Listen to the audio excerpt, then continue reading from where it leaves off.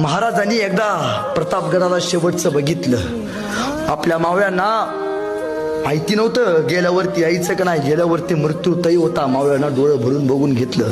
तानाजी, बाजी, यसाजी हातामध्ये समशेर घेऊन माग होते. महाराज इथं उभारले, साईडला सगळे सैनिक उभा होते. पण सैनिकांच्या डोळ्यात जसा जसा महाराजांचा एक एक पाऊल शामिण्याकडे जात होता, सैनिकांच्या डोळ्यात पाणी येत होतं. का?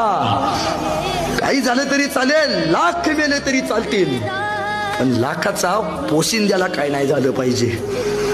महाराजांचा एक पाऊल शामिण्याच्या आत टाकला. महाराज शामिण्याच्या आत गेले. मावळ्यांना महाराज दिसायचे बंद झाले.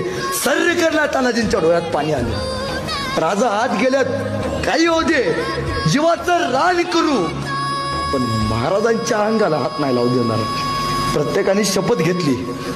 मावळ्यांचा एक नियम आहे, आम्ही